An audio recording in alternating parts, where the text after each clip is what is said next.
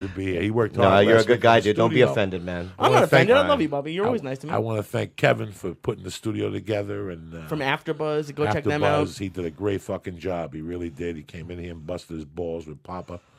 This is a nice place right here, man. It's very nice. Yeah. It's walking distance. It's new.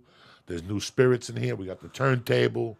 We got fucking everything. What's up with you, brother? I'm good, dude. I just got back from Cleveland, bro. How was the Cleveland? It was good. The audience is great, but dude, check it out, dude. Hilarities. Yeah, dude. Great club. So this manager Saturday comes up and goes, "Here's a note." And some dude called in during the day and said, "Here's my review on Bobby's set." Right? So he put, "He's disgusting." I have it on my Twitter, actually. I'll read it to you. Oh, sorry. Yeah, first of all, you don't give that to the comic, do you? No. A review? You just let it go, right? I was going to kill the myself. owner or the manager? It was the manager. He was new, and then the fuck, dude, the manager, the owner, Nick, yelled at him. You know, Nick's a good dude. Nick's a good dude. He's one of my favorites. He's you know like what I mean? 75 years old. This guy's out there wrestling Puerto and he's Rican. strong. Yeah, He don't give a fuck. He don't give a fuck. Oh, here. Wanted to give feedback on Bobby Lee's show. Found him to be very obscene, crude, and tasteless. Very nice. Those are good words. Yeah, but you're a comic. Yeah, but dude, it's like, why would you call during to put the time in to do that? And someone wrote it down at the club. If somebody wrote it down at the club, why would you write it down? And then why would you give it to me? Like here's your day's gonna be fucked. Listen to this. You know what I mean? It's like it hurts your feelings. You still get your feelings hurt? Dude, like last week I was in Irvine Improv and 12 women got up and just walked out 5 minutes of my set. Do you know why? Why? Because these are 12 women who met at a support group because their kids all have Down syndrome. And my first 3 minutes were about Down syndrome. And so they got up and left. Did they yell? No, but then they got their money back from the club, and then the manager tells you after the show, and it makes you feel like shit. It's like, I don't have anything against their kids. Every time I'm with Joey and someone walks out, you just laugh. You love it. I laugh. You do. Yeah. You got to push somebody's buttons. You have to. You have to. Yeah. You have to, to it's like Brad Pitt said, to make an omelet, you got to break some eggs. So sometimes you got to hurt somebody's fucking feelings. Yeah, but why would you come out, right? You look at my photo, right? I'm naked in the photo, you know what I mean? And they go, Bobby Lee, this weekend. And then 12 older white women, you know what I mean, who have Downs babies, you know what I mean? They all come and enjoy they know something's going to be said. Like if you don't have 90 sets on YouTube. Like they didn't take the time to look at your YouTube. Yeah, like if I came to your show and I go, wow, I'm a Christian, he swore a lot. Well, that's my bad. You know what I mean? I didn't know he was Puerto Rican, whatever, you know what I mean? Or Cuban, whatever you are. You know what I mean? Yeah, whatever, yeah. You know what I mean? You've called me Chinese before. No, I haven't. I always know you're Korean. Oh, you do? Yeah. Oh, what a good guy, man. You're a good guy. You're a good dude. But listen, you're going to expect people to get upset, especially in today's society, and especially in the society we live in. People are going to get upset. But what I don't understand is it's like a movie trailer. Before you go to the movie, there's some fucking in the movie or there's not. It's PG or R. Yeah. Same thing with the club. Same thing with YouTube. You can just go on YouTube and look at the comic. Oh, I recognize him from Mad TV or from some fucking movie or whatever, Yeah. But my thing is that I have a door deal. I don't give a fuck if they left, but they get their money back, right? I'm Asian. I want my money. You want your money. Yeah. That's like $22 or what, $25. Even if they just saw 3 minutes, fuck them. Fuck want them. Your money. Fuck you. I want my fucking $25. I'm from the other. Listen, if they want to leave, leave. Yeah. If you want your money back, take the fucking money back. You made a mistake. But most of these people in today's society, they go home, write a review on Yelp, send you a fucking email, tell you how. I had a guy that sent me a thing from Vegas. He goes, that was the fucking dirtiest show I've ever seen. And he put, learned something from Cosby. Oh, is that what he said? That's what he wrote to me. And I'm like, Cosby raped fucking women, you dirty, dumb fuck. So, that's the, it just, listen, you're not going to please everybody all the fucking time. Somebody's going to get upset. I feel bad when Death Squad guys come to my shows and bring their wives. And they're like, we love it. And you could see the girls are like, I don't even know why I fucking came here. This is crazy. He's talking about eating my ass and breaking into somebody's house and eating their pussy.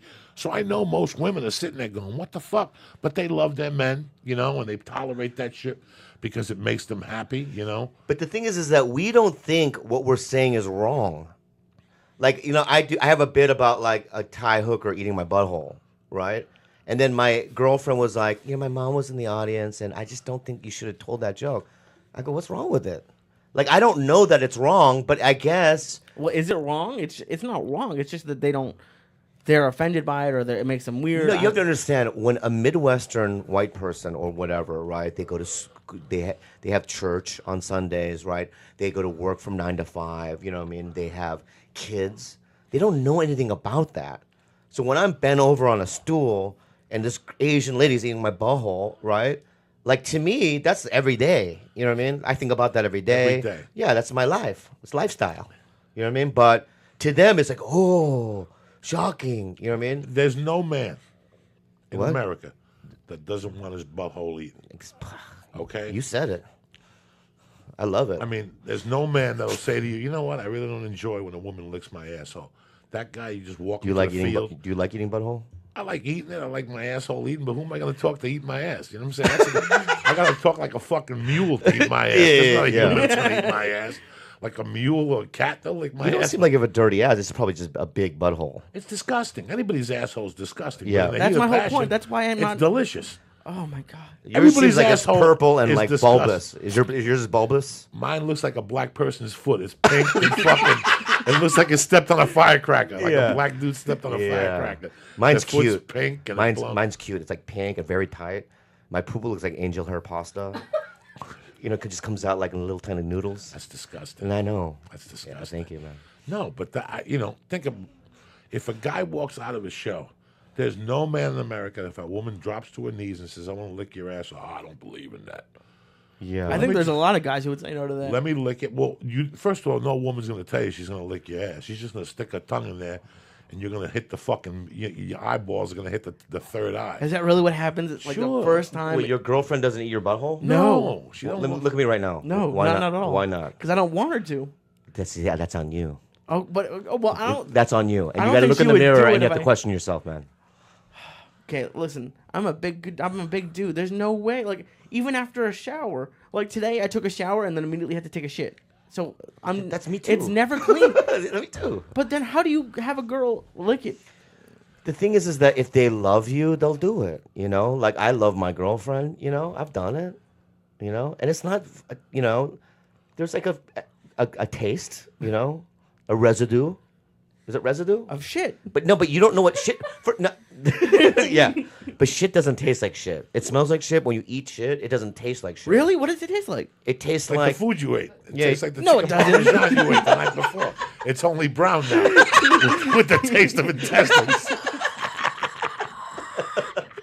That same chicken cordon bleu you eat at night tastes the same way. Shit. In fact, when you taste shit, you'll say to yourself, fuck, it's a steak I ate at Ruth's Chris. It's only brown and with the taste of intestine and grass. That's what it tastes like. I've never eaten shit, but I smell my finger after you scratch your asshole. Yeah, So yeah. when you licked a girl's butthole, you never tasted shit? If I do, what do I care? What do you It's care? part of the game. That's part It's of a the game. It's Vietnam. I'm going deep. What Yeah. do I care what it tastes I have like? a machete. Yeah, once you It's go down thick. there, what do you care? Right. Exactly. I don't know. Blowjobs and sex are good enough for me, man. I don't know. But you got to get freaky from time to time. That's A freaky finger enough? Up your ass, something. A firecracker. A I finger. mean, Oh, let Jesus. me ask you this: Do you Okay. do you go down on your girl? Absolutely. You do. Absolutely. And you don't travel south. Nope. So you the DMZ line, you just stop there. Do you look I at crossed it? the Have you DMZ ever line. looked at her asshole? Of course, you look at it because it's there, but it's like Yeah, yeah. What are you gonna do? Not look? It's there. Yeah, yeah. Like Have during doggy, you look at it, but like I'm not gonna stick anything. No. Have you ever seen your own asshole? I've never Yes. seen mine. When you go to How? do the when you go Colonoscopy. take the colonoscopy, they send you pictures of the camera 3 inches from your asshole going in. It shows your Oh, intestines. I never got that test. You got to do it. right. You're not 50 yet. Oh, okay. Once you turn 50, they make do you do that? it. SAG makes you do So it. this is the first time you ever saw it. That's you know. You had a high def video. I mean, one night I was all cooked up, and I put like a little mirror back there to see what was going on. You know what I'm saying? Yeah. But yeah, SAG will make you get the camera up the ass, and also they'll send you an envelope, and you got to put a piece of shit in there and mail it in. You gotta be kidding me. I swear to God, when little- you're 50, Wait. they You're, give you a little envelope with a little stick, yeah. and you got to shit and take the stick and put it in the envelope, seal it, and mail it to them. And what do they do with They that? test the insides every like 3 years just to make sure you're fucking You don't swallow gum Seriously? and shit like that. Yeah. I ain't 50 yet, so maybe it'll be. I can't wait. 50? 50, Yeah. 49, they call you. Can't wait. Kaiser called me when I was 49. SAG just gave me the envelope again to take a shit in it. In fact, it was up here. I left it here because it was in my bag, and You still have the envelope? it's around here somewhere. It was in the old office before I moved it. Jesus. You working on TV films? What are you doing these days? Well, I'm doing that Love thing, which is like Judd's thing, but I'm only on 3 episodes. And I did an independent movie that Universal just bought. I'm excited about. But other than that, I'm just hitting the road hard. You know what I mean? I'd like to talk about, you know what I mean, the John Caparulo situation. Absolutely. If you know. Before we get on John Caparulo, I want to tell you something as your brother. You You have gone from one step to another in stand-up. Like your stand-up now, it's the best it's ever been. You, dude. You were killing me about 2 weeks You're a ago. up fucking there. beast, bro. I've been watching you, and I'm like, this guy changed dude. completely. That fucking one bit about the Irish movie Yeah, that yeah, you yeah. do, The I love Braveheart, that. yeah. The fucking Jungle Gook with the Filipinos. I still laugh at that. I called my Filipino friends and told them, and they're like, fuck him. Yeah. You bring that up every few months. Like I with a love guest, it. you're like, Bobby Lee calls Asian jungle. I love Ju- it. Jungle Asians, not Jungle Gook, bro. Jungle Asians. Yeah. Jungle Asians. Because my girlfriend's a Jungle Asian. Oh, that's why you Yeah, say that's it, why I right, say. right. I That's think why I can say say it's that a now. Filipino. Yeah, but if once we break up, then I can't say it no more. You can't say Yeah, it. yeah. But it's funny, now you have what's the girl, Wong, up at the store? Who's Wong? The dirty girl from Chelsea. She Ali just had Wong? a baby, Ali Wong. She's the best. And she was saying the other day, you know, I'm Chinese and something, and my husband's Japanese and something. And we sit at home and talk about Filipinos or whatever. The fuck. Yeah, I love yeah. her. I love her. That joke about that. She had to have a kid because her pussy wasn't getting moist anymore. Yeah. Oh that's my funny. God! I'm sitting in the back going, "What the fuck?" Ali is this Wong's girl very talking funny, man. about her? You know what's great about the store now, though, is that since you and Joe have come back, No, everybody. It's just listen to what the fuck I'm saying. Will you listen to what the fuck I'm saying saying- right I'm now? listening, Yeah, I'm going to I'm give you a listening. compliment, right?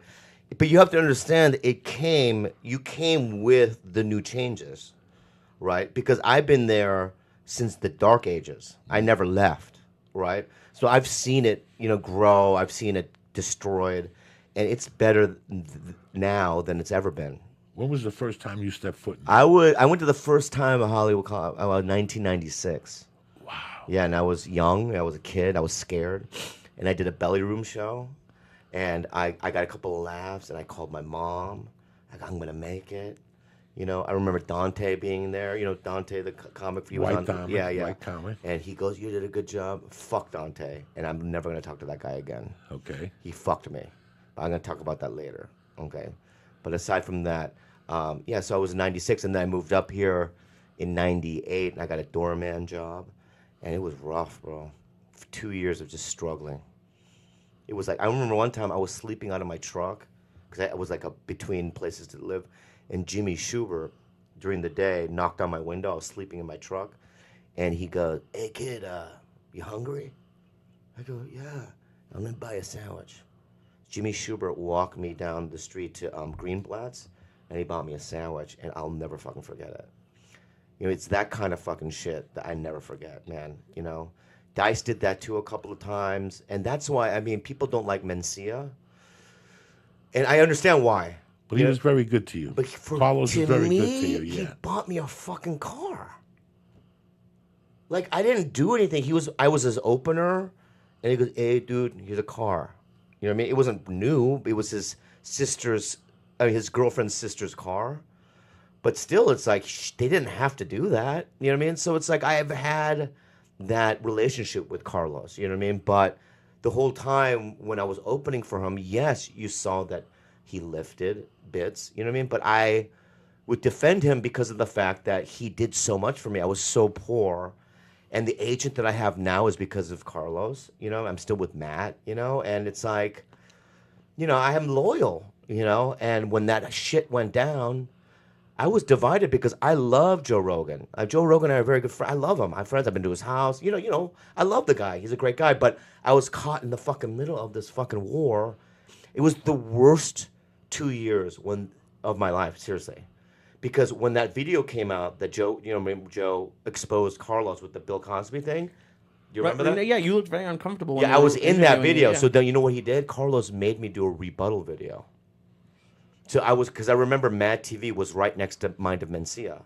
and it was during the last couple of years of Mad, and he caught me on set, right? His brother and Albert, they sat me down and they go, "You're gonna do this rebuttal video that he doesn't steal."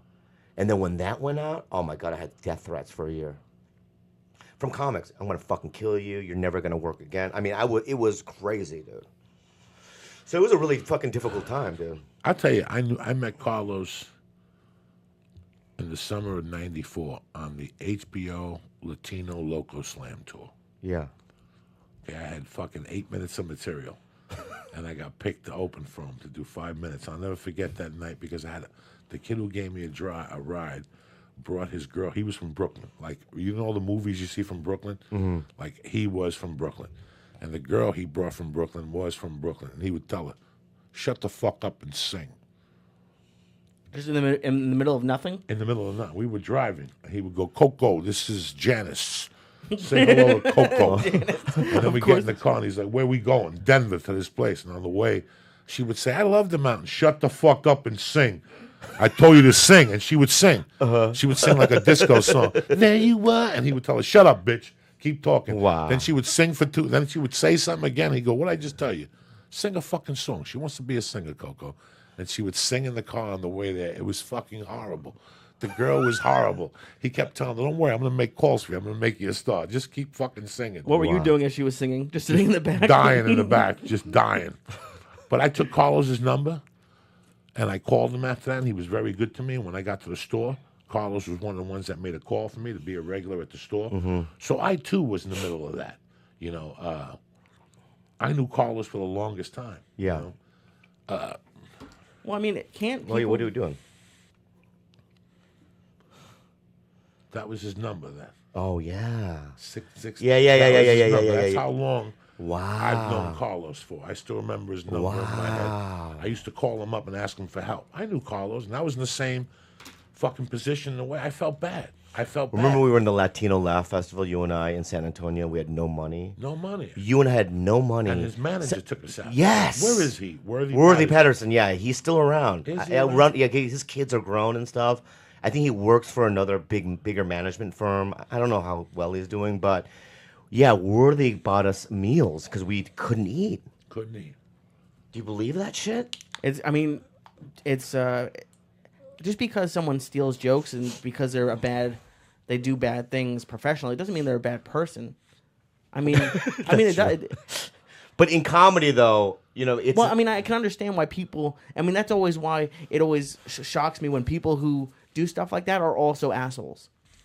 Like, yeah. if you're gonna do shitty things, be a nice like at least try to be a nice person on other aspects of your life. Listen, it's funny because I was thinking about this today. Because all the Amy Schumer stuff. Another allegation came out today. And I was sitting there thinking to myself... Who's the alligator? Somebody, she stole another sketch for his show. Oh, yeah. And I'm sitting there going, you know, I still remember when somebody came to me and said to me about Carlos. And they said a couple of things they wanted to do to him. And I said, listen, you're not going to accomplish nothing with smacking this kid. I'll never forget this. I said, what you need to do is let him do what he's doing, and eventually he'll kill himself. You know, I didn't mean it in a bad way. Because I'm a thief. I'm a real thief. I know what it is to put a gun to somebody. I know what it is to break in somebody's window. But I would never rob somebody's joke. I knew the price I paid when I was thieving. I know the prices I paid. I could name 20 of them, the price I paid. So you always pay for your fucking sins.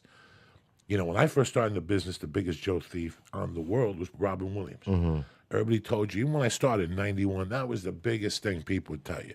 He's a fucking joke thief. He paid people off. Like Stephen Pearl, he stole from. Brian Bradley. Yeah. You know, so you have to think to yourself, didn't this guy kill himself? You know, yeah, it's something that's really weird. I'm going to ask Bobby Lee a question. This is going to be the weirdest question. Bobby Lee, if tonight, God forbid, and this is a big God forbid, you're on your way to heaven. What? And you made your decision. I'm just saying. Like if I killed myself? If I die, no. If you never killed yourself. Let's pretend if I die. And I think of this whole comedy game on the way up. Yeah. And what I really got from comedy game, it wasn't the audiences, it wasn't the money, it wasn't the ability to make people laugh. To me is what you said, when somebody did give you a car. When my car broke down in Nebraska and some girl picked me up and gave me a ride to the gas station and stopped and bought me food. When Bobby Lee gave me $100. I went up to Bobby one night and go, Bobby, I'm broke. And he gave me $100 out of his pocket. Never asked me for it. Joe Rogan, who hated cocaine. A couple of nights it got to the point where I needed money. I go, Joe, I need money. He go, and he'd give it to me. Ralphie May. You know, the people who take care of you without you even asking. He gave you a car. There's so many great lessons I've learned from comedy. So many great fucking lessons that you sit there and go, holy fuck, holy fuck. And here I thought it was going to be this. And look how nice this was, You don't get there by yourself. Never. It's impossible. Never. I mean, if you look back of like who got you, audition for a club or who put in a good word for you. I mean, all the little tiny fucking things, right? You can't just do it by yourself. You need people. You need people that are ahead of you that have some sort of power. And that's why I do it now. It's like if you want a commercial agent, I know the dude, my dude, from Aqua.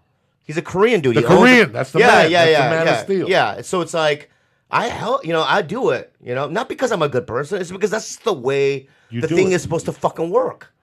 You know what I mean? You got to help people. Without any young comics, we have nothing. I tell all the time, those young comics are going to keep me in chicken cutlets when I'm 70. They're all going to, when they're all stars, they're going to go, I know who can play my grandpa. This kid, Jack Knight, who I had him open a year ago in La Brea Improv. Comedy Central came out to see me, right? They didn't like my act. But they liked him. He was a kid, black kid, right? They gave him like 3 shows. Adam Devine's Beach Party, whatever that was. And now Chappelle's using him as an opener. And Jack is like, is that all right with me? I'm like, dude, I want you to fucking do it.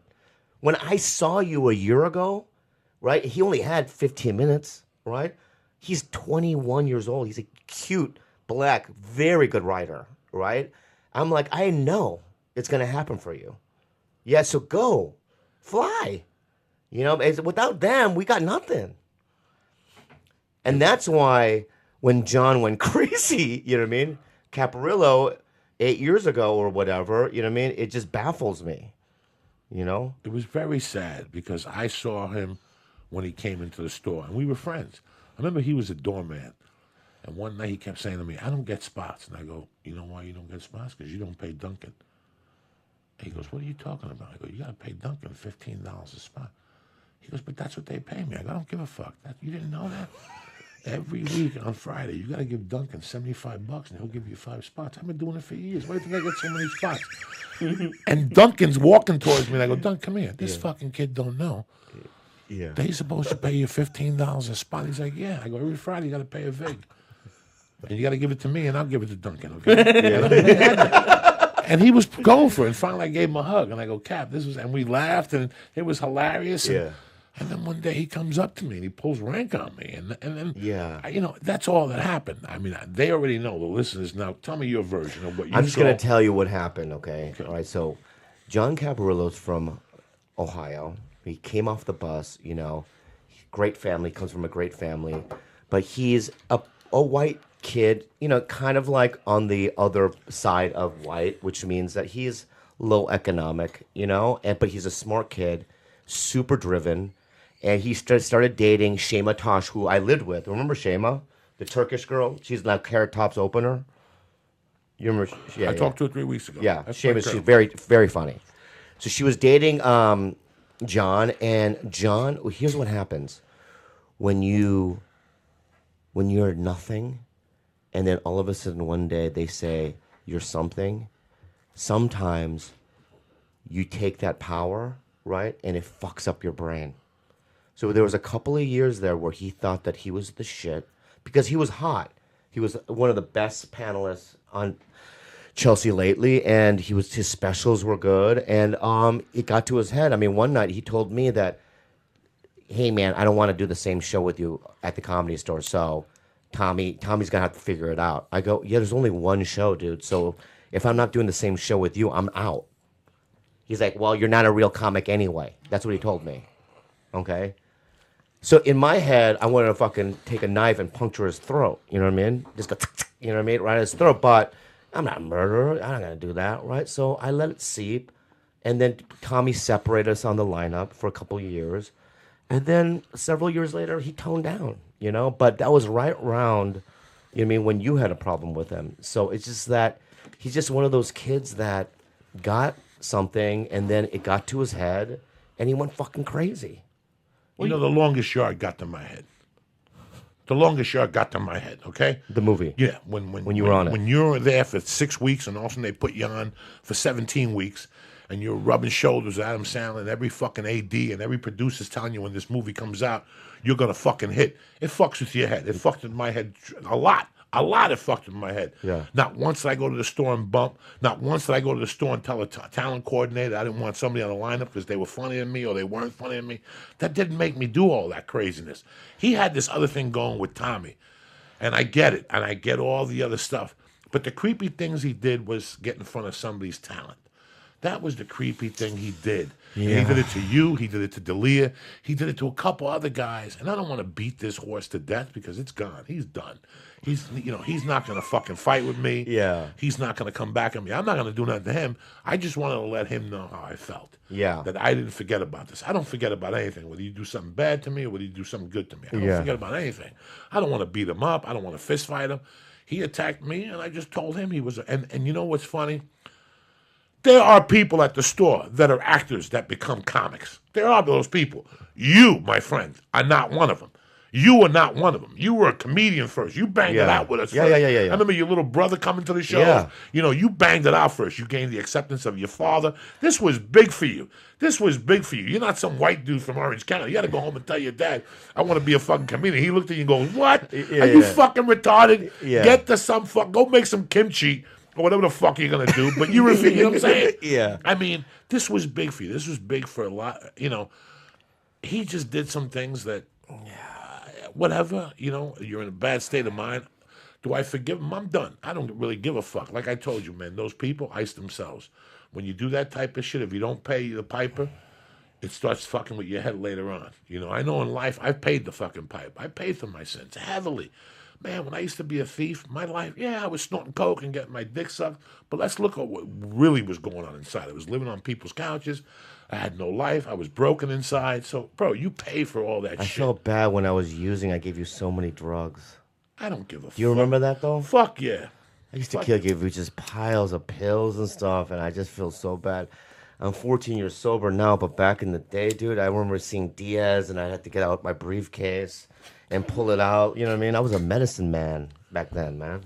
Remember that? You used to sleep in your bathtub and shit? Yeah. I used to sleep in the bathtub because of the sleep apnea and leave the hot water on all night and just sleep in the tub and let the water hit me so I could breathe.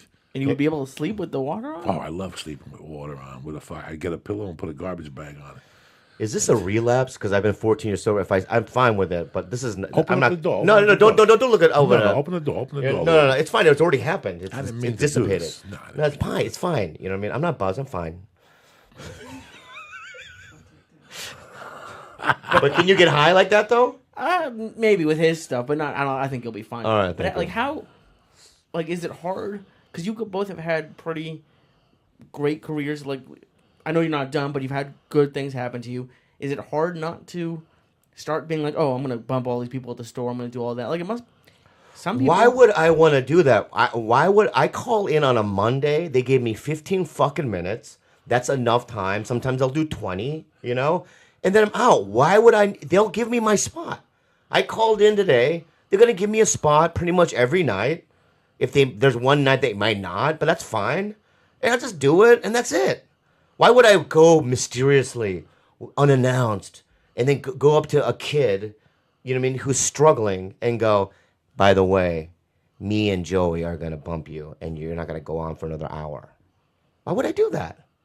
I think it's the same. You could say the same thing. Like, why do these bankers defraud people? Like, it's. You could make the argument that it's just never enough for some people. There's never enough money. There's never enough stage time. Yeah, but also I think the comedy stores run in a way that you can't do that anymore, really. I mean, I'll tell you who can bump. And it's only a handful. Louis C.K., Chris Rock, Dave Chappelle, Bill Burr, maybe Sarah Silverman because she's you know who she is, and she'll only do 10 minutes anyway, you know what I mean? But that's pretty much it. And I have no problem with that. Yeah, me either. I have no problem. Rogan can do it. I have no problem with that, and he won't now. He won't do it, but he could. But if Bill has come up to me, Burr, and Chappelle or whatever, and they said, "Hey, can I go up before you?" Yes. Yes, absolutely. But I don't care, because it's not like what they used to do in the '90s when Eddie Griffin used to do 3 hours. Do you remember that shit? Oh my God. 3 hours. Andrew? Dice would do 3 hours. So that would mean that if you had a 9:45 spot, you're not getting up. You would literally see Dice's car pull up, And you would just leave. or but not just leave. You would scream, right, and throw something. Fuck, you know what I mean? And then you would get in the car and then leave because you had no spot, no money. And you wanted that $15. That Needed the $15. $15. You counted on that 15. They wouldn't give it to you if you got bumped? No, No, because they wanted you to stay and wait. Yeah. So unless you stayed and wait 2.5 hours. I mean, Eddie Griffin would go on at 10 and stay on till fucking 10 to 2 and then Saying go, what? I left you a little something. Yeah. What would he say for 3 hours? He would talk about no for an idea. hour how he was Jesus one night. For 2 hours, he was trying to convince the room that he was literally Jesus Christ. And it wasn't jokes. I'm Jesus. And that's it. I'll tell you why. You know what I mean? It's like, what? And they would let that, happen. And that's why industry never came. That's why the real credible comics never wanted to play there. But now everyone plays there because it's run fairly. And it's the best room in LA. It's right? By far. By far. By far. Like when Flappers, check this out. When did Flappers come out? 5 years ago? 5 years ago. Okay, so this is what happens. I get the call from the lady. What's her lady's name? Barbara. Barbara, right? She calls me, goes, "Hi," left a message. "Hi, I'm Barbara. I'm opening up a comedy club called Flappers, and I remember you from back in the day, you know what I mean, from my visits at the Comedy Store, and I would like you to perform at my room." I called her immediately, and I said, "I'd love to do it. So you have weekends?" She goes, "Well, you're not a weekend guy." I go, "Excuse me?" "Yeah, I'm having Jimmy Dore and, these names on it. And Avi Lieberman, they're the headliners and they're doing the weekends. You're more of a Tuesday call-in, you know what I mean?" And I'm like, "Bitch, I'm with CAA. Bitch." You know what I mean? I've done movies and TV shows, bitch. I didn't say that. I go, "Okay." That's what I said. Okay, and then I hung up, right? But it's like, I will never play that room. And then a year later, she left another message. "I'm so sorry. You can do a weekend. How do you know what I mean?" But at that point, done. Fucking done. I have stepped in that room maybe twice in my life just because my girlfriend was performing the open mic there because she wanted to try stand-up. And I had another friend do open mic, whatever. I stopped by. I was there last Tuesday. At open mic? No, they do a Tuesday. Oh, they do? nights Yeah. Thing, and I was there on Tuesday and Wednesday. Have you ever done a weekend there? One time I did the Friday night, Well, there you go. but I never did it again. Nice club, but I just don't Why? need to do it. Yeah. Why? It's not good, right? It's a good club, and they get good people, and it's Burbank.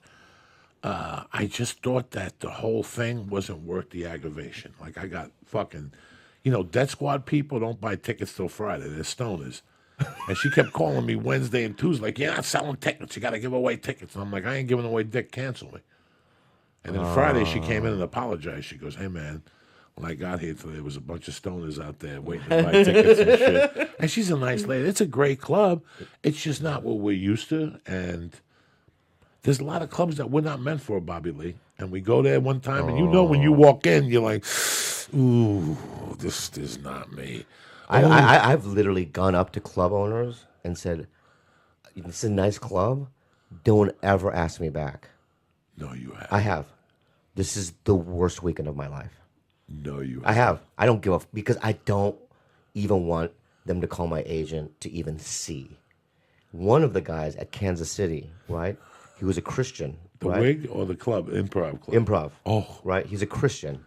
And when I told him that, he goes, "Can you get on your knees and pray with me?"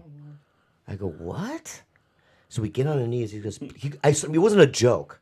He goes, "Dear Lord, please open Bobby's heart, to this club." You know what I mean? And I'm like, I got up, I got back on my 2 feet. And he was holding my hand, it was sweaty. You know what I mean? Like, it was like vibrating and it was sweaty. And I got up and I go, "Dude, this is the fucking reason." This is the reason I don't want to come back here. Was it just too clean? It's just one show, a lady stood up, and I didn't even know what this word meant. I had to Google it. She goes, heathen! Never heard it before in my life. In the middle of Kansas City, they just called you a heathen? Yeah, I go, heathy? I didn't know what the fuck it meant. I'm retarded. I didn't know what it meant. And then I Googled it. I go, that fucking cunt. I ain't no fucking heathen. You know?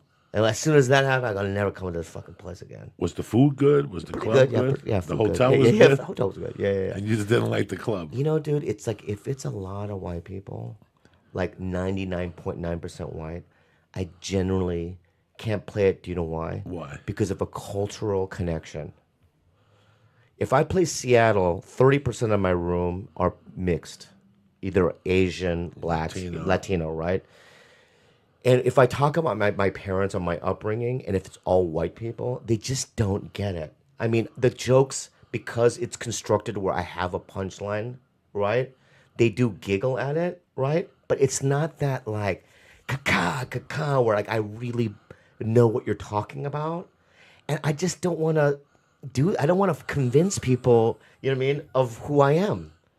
You know what I mean? It's like I just played Cleveland, and I only play that room because of Nick, the owner. Nick is of great. Hilarity. He's one of the best people I've ever met. The best. And the audience I sold out. You know what I mean? And the audiences are great. You know what I mean? But it's hard. It's hard. Like every show, I have to walk on, and they go, "You killed." I go, "I don't know." I had a hard time there too. Yeah, in the middle, I lost him a little bit. You lose him a little bit. Yeah, that's when I was talking about my purple nutsack, you know what I mean, and how ethnic guys have purple nutsacks and stuff, and they're like, "Ours is pink." You know what I mean? Yeah, but mine is purple. I don't believe you. You know what I mean? It's that kind of thing. Where if there's ethnic people there, go, "Yeah, dog, mine's purple too," or whatever. You know what I mean? Where else have you played that you don't like the club? This is great. What? Where else? Okay, so they're Pittsburgh. Oh my God. Steve Byrne told me to play it because he's from there. Right. Yeah, you're from there. You're gonna do, and you're also half white, right? I'm full Asian. I went there. I mean, you're talking about 60 people on a Friday for a show. You know what I mean? It's like, you know what I mean? I'm swinging 500 seats, sold out at Irvine Improv, right? Schaumburg Improv, sell out every show. Right? How's Schaumburg? You like amazing? Schaumburg? You like Schaumburg? Yeah, Okay. because it's close enough to Chicago, and there's just, you know, the cultural element is there. Canada, I fucking love. Canada's the fucking best everywhere in Canada. But there's some place, oh, you know what the worst one was? Denver Improv. Have you played there? Yes. Oh my guy. That was the worst. You know what happened to me there? Why didn't you like the Denver Improv? I'll tell you one night. I do a Thursday show, Friday show, in front of like 40 people, a show. I'm not fucking kidding you. Saturday, first show, I walk in the club. The doorman put me in a headlock. He put me in a black guy. He put me in a headlock. He goes, "Yo, dog, where's your ticket?" Swear to fucking God. And on your third night there? Yeah, it's my third night. I go, "I'm the headliner." And he let me go. He's like, "My bad. Bitch, you're supposed to fucking know that already." You know what I mean? It's not like it's not like a movie complex. Was it next to your poster at the front door? Well, no, it's not like there's 12 comics in 12 different rooms. You know what I mean? It's one room, one guy playing the whole weekend, right? Know who that guy is. The same happened to me in Seattle, and I got him fired. In Seattle, I did 2 shows. I walked in a club, American Indian, long hair, parades. Hey, Bo, you sold out. I go, "I'm the headliner." And when I got off the stage, he was fired. I didn't say to fire him. They just did it because it's embarrassing. But then I got him his job back the next night. I felt bad because he had kids and stuff. And he's American Indian, you know what I mean? Yeah, but how can you not know? How you can should you fucking know who is? your fucking headliner is. So it's Denver out. I went to Comedy Works. You know? That's the shit. You know what I mean? Pittsburgh out. Never again. I'll tell people, I love you people in Pittsburgh, if you're listening right now, but I can't play that room again. It's a disaster. You know, here's another one. I can't play fucking Dallas with Addison Improv. Why not? It's chaos. There's a beer thrown on the stage. You know what I mean? A girl has her titty out in the front row. That's a crazy room. Yeah. And it used to be crazy 10 years ago. Yeah. Like, But that's it's a like, crazy fucking room. Put your titty away. That's a white neighborhood, Addison. Yeah. It's next to a karaoke bar. Oh, my God. Like yeah. It's like, that- the dueling pianos. The dueling piano. Yeah, dueling pianos. So it gets all those knuckleheads in. Because if you go to a dueling piano, you decide to get hit in the head with a fucking piano. Wait, it's in the same room as... right next door, so you hear the piano and shit. Yeah. All right? It's a great... I've always had fun at the Dallas Improv. It's a good room. I just a good room. never made any fucking money, and I'm done with it. I tried it 10 fucking times, and I'm done with it. Houston, I kill it. Just so weird. Like, some places you do really... Right? Austin. Oh, my God. I can't even fucking believe you just brought that up, dude. How's Austin? I'm going to tell you something that happened to me in Austin, and I can't even believe you just said that because... And it's it's an atrocity, right? And I'm going to sue. I might sue. I was playing Austin a year ago, okay, on the books. Matt Blake calls me. He goes, a week in, right? You're out of Austin. I go, why? Because Rich Miller called me and said that the year before, you were in a limo with the limo driver. You pulled your dick out and you told the limo driver to suck your dick. That's what he said. Did you? No. What the fuck? No, I didn't do that, right? I go, excuse me, Matt, first of all, when have I ever been in a fucking limo? And number two, Nick Youssef, my opener, was with me every second of every day. I never fucking did that. Why would I do that? I'm sober, right? I go, give me Rich Miller's number. Rich Miller is Dennis Miller's brother. Right. Who, they don't know that people are listening, right? So Rich Miller is Dennis Miller's brother, and he books comedy rooms, right? And he lives in Minnesota. I don't know the fucking guy, right? I call Rich Miller. He answers. I go, dude, I never pulled my dick out and told some white limo driver to suck my dick. I'm not gay. And also, I'm sober. Like, I'm in AA.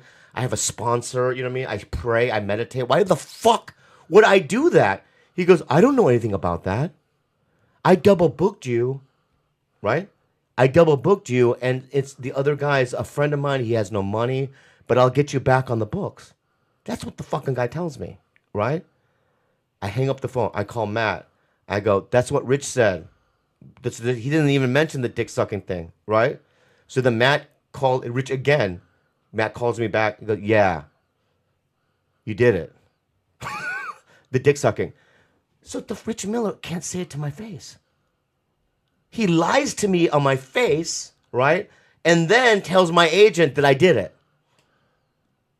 I never did it. And then I had my manager and my lawyer call the club itself to bypass Rich. They won't answer our phone calls. I don't know what the fuck happened there. I love that fucking room. That's a great room. I know it is. I know it's a great room, but I never. Why would I tell a stranger, a guy, to suck my dick? I know. Okay, listen to me right now. Okay. Ask me if I've ever sucked a dick before. Have you sucked a dick? Yes. Whoa. I have. When? In high school. Why? Because I was drunk.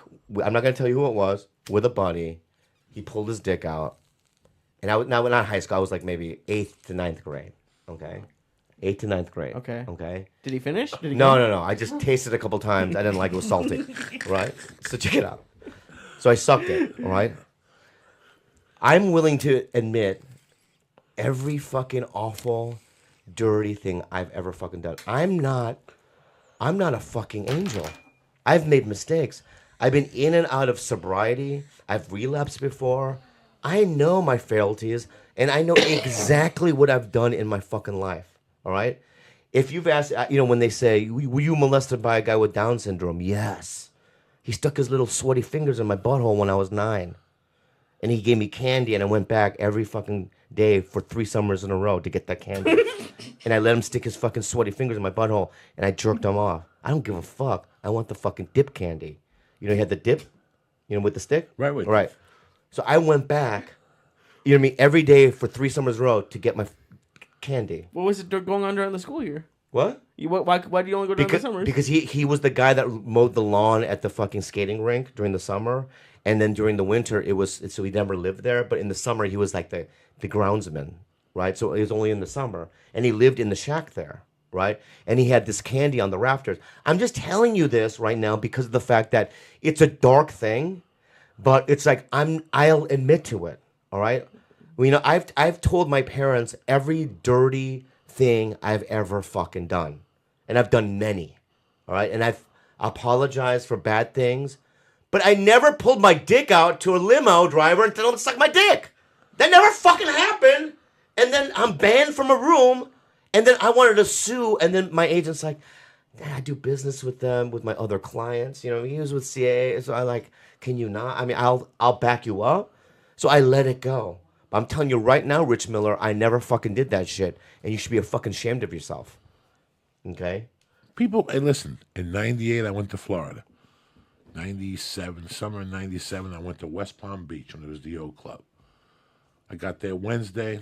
I headlined Wednesday, headlined Thursday, and then Friday, Saturday, the black chick from Night Court was headlining. Marshall Warfield. This is before she died. I love you. And this is before she died. And that Saturday... She died? I think she died. I don't know. And that Saturday, that Friday, I mean, I had people in Miami, and I bought blow in Miami that Friday. And then that Thursday, I got high. But that Saturday, I was talking to the waitress, and the waitress comes over to me, and I go, hey, man, can you get some blow? And she goes, yeah. So I go, how much? 90, whatever. I give her the money. 20 minutes later, the club manager comes in. He goes, hey, man, don't ever ask my waitress for blow again. I mean, she had given it to me already. Yeah. He goes, next time, come to me. That's not where I thought you were going with it. Yeah. I go, I didn't know. Nobody fucking sent me the memo. You know, next time I'll go to you. Yeah. Okay. That Sunday night, whoever the club owner was, I don't need to mention his name, I do the early show at 7. The fucking show finishes at 8:30. Do you know at 11 o'clock, I still wasn't paid because he was doing blow in the green room with whoever the fuck, one of the other headliners. And I could even smell the freebasing. Okay? I bought the gram of Coke. I got high. I didn't get high at the club. I didn't hit on any of the waitresses. I got high at my cousin's. Friday, whatever. Saturday, I got high in the hotel. The condo was so bad. The condo didn't even have a shower curtain. I mean, I had to stay with my cousin. The point of the story is I came home, and 3 months later, some headliner comes up to me and goes, hey, man, what'd you do in West Palm Beach? That owner hates you. He says you were doing fucking blow. Okay, the owner was doing blow on Saturday and Sunday fucking night in the green room with the other comic that was at the... Because they had Davey and they had whatever. Doesn't really matter who the fuck it was, but it's amazing how people will say shit, and it depends how we take it. I was very insulted. And I saw him after that. I never talked to him again. Ever since then, things have changed. And now when I see him, he's my best friend, and he wants to talk, and you're doing great. But it's fucking crazy. Yeah. I was at the store one night in the very beginning, 97, and I went to the door guy, and I asked him for blow. And I gave him $100, and he gave me 6 20s for 100. So I had 6 20s. I think I had an audition the next morning. I was going to do 2 of them. I had 4 of them that I would have given away. You know what I'm saying? Yeah. I do a couple bumps. A comic comes in there. Well-known comic comes in. I just met him, and he goes, hey, man, I'm fucking exhausted.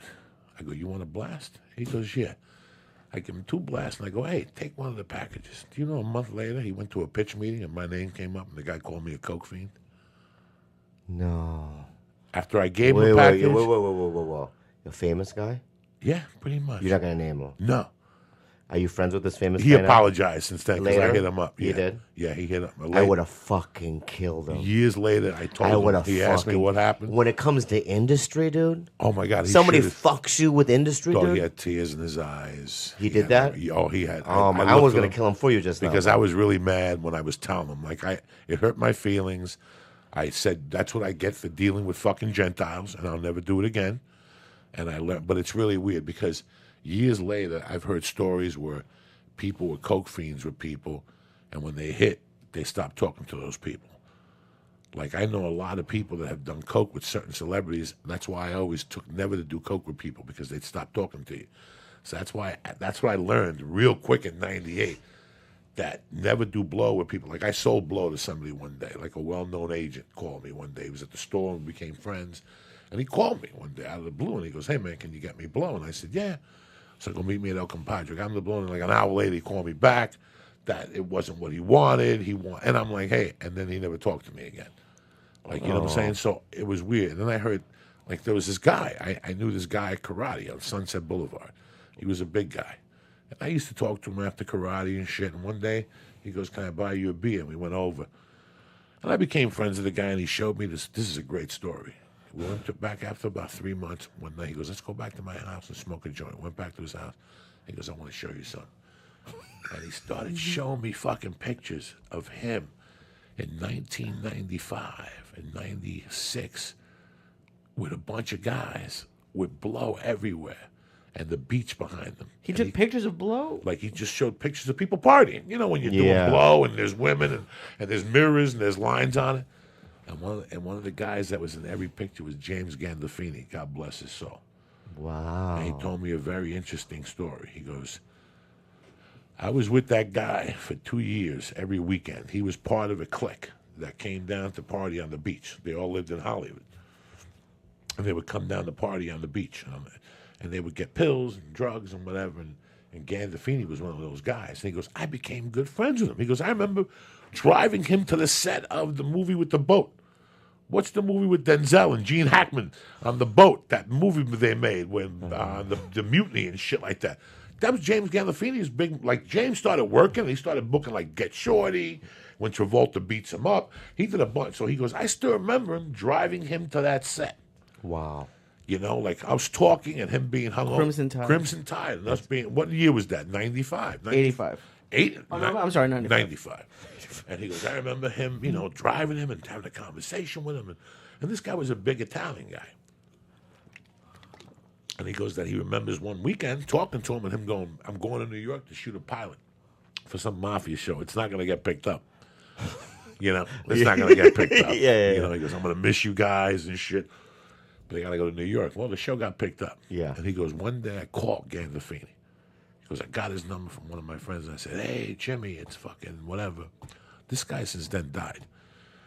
And he goes, Jimmy, it's whatever. Listen, man, the Sopranos are looking for this role.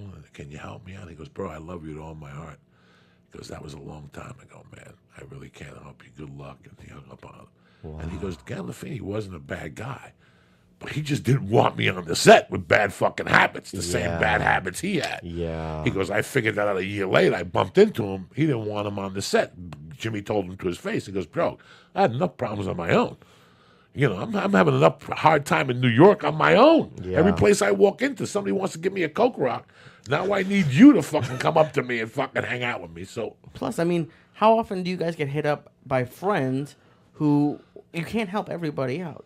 But at least you had the balls to say no. But also a set though. It's like it's a workplace, right? And it's like you don't need. It's also stressful. He's the star of the show, correct? And he's got lines to memorize. The last thing you need is an element that's like a little weird. It's like in the 8 years I was on Mad TV, no one came. I had my dad come one time. You know what I mean? Like it's my job. You know what I mean? It's like people are like, hey, can I get tickets? No. What do you want to come for? I have to work. You know? Oh, shit. You know, it's a really interesting statement you made before. Because you can't get to this place by yourself. Like, I remember having no credits and going into, like, you're going to love this, having basketball and having a pilot and having a commercial. But I needed that TV show. I just fucking needed that TV show. And I got a call one day, hey, man, Mad TV's doing a sketch about the Sopranos. Go in there. Just go down there. And I made some calls, and I found out the office where it was, and I fucking went down there because they submitted me too late. So they go, just go down there and crash the audition. And when I get there, they stopped seeing people. There was nobody there. But who walked out of the fucking office that was writing? The black kid. Aries Spears with the impersonations. You know how many times Aries Spears talked to me before then? Zero. He would see me at the store and go, what's up, brother? Do you want to know how many times he said hi to me at 8 years of on the show with him? Zero. Okay, but here's the thing. He said hello to me 0 times at the store. I would do Freaky Monday with him and the other guy, the black show. But guess what? When he walked out of that door, he made eye contact with me. And he walked over and he goes, you here for the Soprano bit? And I go, yeah. And he goes, hold on 1 minute. And he knocked on the door. He went in. I could tell everybody the truth, you know. Yeah. He walked in, and he came out. He came out with some lady, and he introduced me to the main lady. And he goes, Nicole Garcia? Yeah. He goes, this is my motherfucker from the store. You know, give me some love and shit. And I went in there and booked it. Wow. You know, grudge match. I got a call from the director. You know, think of all the things that we've booked just because we've known somebody. Yeah. Meanwhile, when you were a kid and you were starting comedy, you're like, how did he get that role? I wonder how many times he auditioned. Yeah. If people at home really knew that, after a while, you just develop relationships. I went to an audition last week, and there was a bunch of old Italians in there. And they were talking about Hollywood in the 80s and 90s. And they were talking about when casting people in the old days would call you and go, I didn't book this. You know how many people would want to book a pilot? Guess what? 15 years ago, I was in my house about to go get Coke. I swear to God. And I got a call from Julie Ashton. Ooh. At 6:45 at night. She goes, Joey, what are you doing tonight? And I go, nothing. I got a spot. And she goes, can you go to Fox? I forgot to cast the part on the pilot. NYPD Blue, 2069. She goes, we'll negotiate in the morning, but I'm going to take care of you. Just go and do this for me, please. And I went and I had 2 lines, and I fell and I got shot, and the pilot never got picked up. But that was one of many opportunities that people just called me up. That's how it was. I think I got like $8,000 for a fucking phone call the night before. You know how much I needed that fucking $8,000? So if you put the work in somewhere along the line, just because you want something doesn't mean you'll get that. But you'll get something else if you put the work in. Can I tell you another? This is a little why you should be nice to people. Okay. So I was. If you twist that, it'll stop on the side. Where, right here? Oh no, the little knob, it'll stop falling off. Why can't you do it? Why can't you be nice and do it for me? Like that?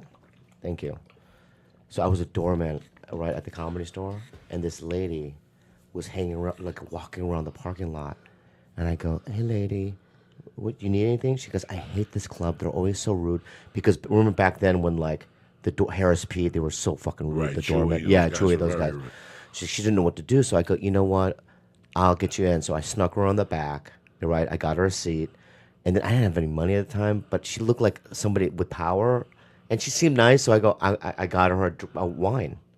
She sat there. She saw whoever she needed to see, and then afterwards she goes.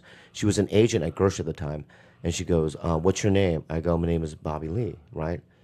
2 years later, I'm testing for Mad TV, and she attended.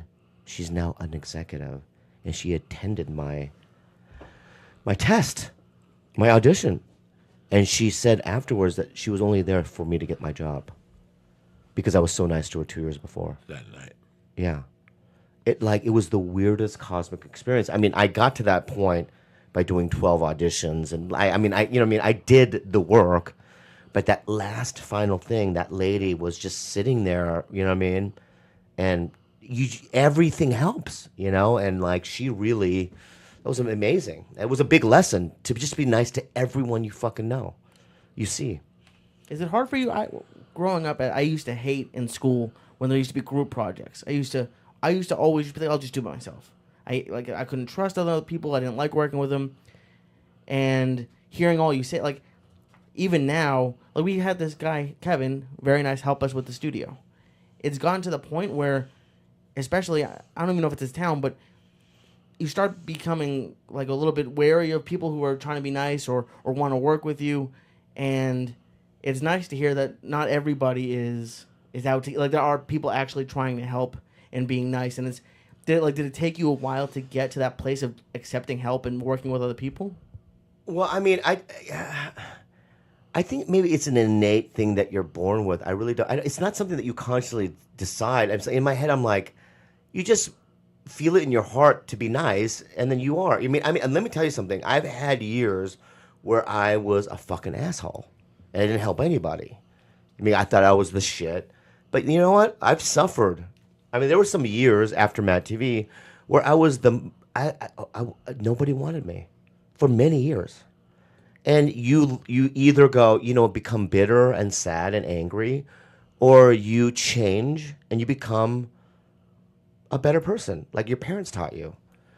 So it's like I've decided to just be as nice as I can, I've never denied a photograph, have you? No. Yeah, if I'm at a restaurant... Before shows, I do. Like, but when I get to a thing before a show, because I don't want everybody taking pictures Right. before. Yeah. So I do afterwards. Especially when and stuff. you're walking through the showroom and Right. there's some guy in the back. Yeah. You have to do them afterwards. So Of course. But if you're at a restaurant, right, and somebody goes, "Can I get a photo?" or a waiter, you would say yes, right? Yes, always. Because there are a lot of cocksuckers that won't, right? It's like if somebody wants to talk to me about something, I will talk. You know what I mean? If they ask me, "Hey, well, how did this, I like this sketch," I'll talk to them about it, even though I don't want to, you know what I mean? But it's like, yeah, I feel like I've changed and I'm more available, you know what I mean, for stuff like that. I think you have to be. I remember when I started in Denver, the big thing that they had was running the light. And I couldn't figure it out at first. I went home on that bus a couple of nights, and I thought about it. And it's weird even at the store today. As soon as the light gets on, I get off. And people always say to me, you have a few minutes after that. I don't care, because I want people to understand how I am. You know what the first thing I do when I get home is from the road? When I pull up in front of my house, I go upstairs. I take my luggage, I throw the clothes in, I put my sleep apnea mask on, I go in, I take a shower, and I come out. You know what the next thing I do is? I write a check for the commission. And I send it the next day. Because I don't want no fucking problems with my money. Okay? When I got money, I don't want you taking fucking 30 days to mail me a fucking check. Yeah. I send you your fucking money. That's a respect I give people. And I tell them, when they go, wow, I got a check from you. 2 weeks in a row, I go, you know why? Because I don't want no misunderstanding with my fucking money either. So when you have your money, I don't want it in your fucking pocket to get interest for 3 weeks. Mail me my fucking money. I don't want to wait for the accountant on Wednesday. Because the first time I wait for your account on Wednesday, I'm going to make you wait for my accountant. He only comes once a year. Okay, you don't want that, do you? No, okay. I don't wait for accountants. Send me my fucking money on Thursday and I'll send you a fucking check. Yeah. I don't give a fuck if you don't put the check in the bank. Don't. You know what I was doing the last couple of years? When I book a job, I'd show up there and give them the commission before the job was even shut. Don't touch my money. Don't touch my money. I don't want the 10 days, then the 10 you got. By the time I get the check, it's 25 days later. Why? Because you guys want interest on what, $800? Just give me the fucking money.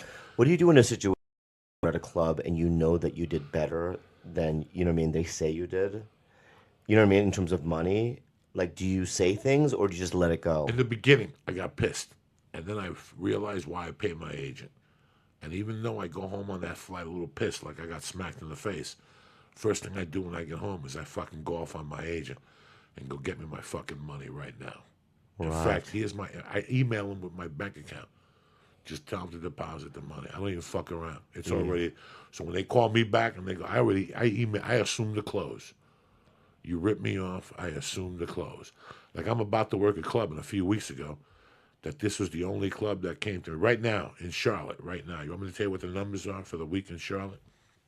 I'll tell you right now for my week in Charlotte. Just so you know how I sell. You're going to die, okay? Because I got no reason to lie to anybody. Just so people go, oh, well, Joey fucking lied or whatever. This is what I have. Trash. Let's see. Where the fuck is this? Now, with my luck, it's not in this. No, it's not, because I'll erase another thing. I got 70 for the first show, Thursday night. I got 118 or something. I got 700 tickets sold. I think 60 for the first show on Saturday. You know what the second show is on Saturday? What? 256. Amazing. Already. Just I always sell out Saturday late show first. That goes first. You know what? This club owner came to me and said, man, your Saturday late show's looking bad. And I just let him. I didn't say nothing to him. You know me, I let him fall into his own trap. Yeah. I said, really? I go, what are you talking about? He goes, you've only got like 30 tickets sold for the last show. He goes, so I had to do a Groupon, 2 for 1. But don't worry, it'll be packed tomorrow night. And I looked him straight in the face and I said, I'm sure it will be. And this guy thought he had me till Monday. And I fucking called I called the higher ups. I called everybody and go, because I got all those emails. I got those emails. I sent them to the fucking office. And I said, listen, this guy's not getting away with this. And sure enough, there was a mistake. Because there always is. Yeah, I'm cowardly when it comes to that. No, I just don't get in people's faces. I just let if call. They say, hey, and I know different, I don't say nothing because I feel like if I make a stink, that they'll never have me back there. Well, fuck it, but I'm getting my money. I don't give a fuck if you don't. I don't want to do a deal. I don't listen. Why would you want to deal with me if I'm fucking you on money ever again? Give my money. I won't ever come back here again. You go fuck yourself. Go fuck yourself. If you're fucking me on money, we know now. We could go into a room right now and we could tell you what's in that room and be off by 20. And we know our own trends. We're economists. We know. Yeah. Listen, for you to have a great weekend, you got to have 150 people in there on a Thursday night. With the pictures from Twitter and stuff, you'll pack it up. If you have 70 people on Thursday, it's going to be a rough weekend. You know what I'm saying? But it's Monday. I'm not worried about it. You got radio, blah, blah, blah, blah. But don't come to me and tell me that I didn't sell no tickets on a Saturday late show. You made a big mistake. And I got every dime. Yeah. I got every dime. I'm a fucking Cuban Jew. I got every dime white torment you. In fact, they even sent the guy a shirt. The agent sent the guy a shirt that said, "What would Joey Diaz do?" Really? Yeah, we know. Yeah. I'm not in business to get robbed. I don't want to rob you, and I don't want you robbing me. All right, there's 20 chairs you don't call. But even that's fucking $200. It's $400. If you get a door deal, 20 chairs at $20, 20 times 20 is $400. I think I got buzzed from the thing. That's okay. Just drink some water. Put some Tony Bennett on. I think I got buzzed a little bit from the thing. Nah, you're fine. Are you sure? Yeah, you because I'm sweating. I'm sweating and stuff. Oh, it's hot in here. Oh. I'm sweating like fucking Lee the other day when I showed him the hit acid. What's Tony Bennett all about? It's just a nice little sweet song that calms things down. We're almost in the home stretch here. You know what I'm saying? Look at you in H-Town on Valentine's Day and shit. Fucking it up. How'd you know that? Because I know everything. Hey, can I plug a couple of things, man? You can plug whatever you want, but wait till the end of the show. You don't need to plug it now. I'm going to plug it for you. You're a fucking star, brother.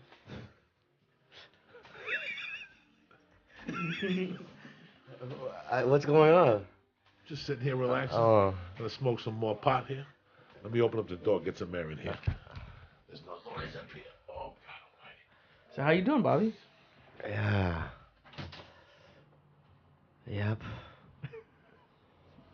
Yeah. As soon as we open the door, police siren shows up. You know what I'm saying? This is a nice place, man. Very nice.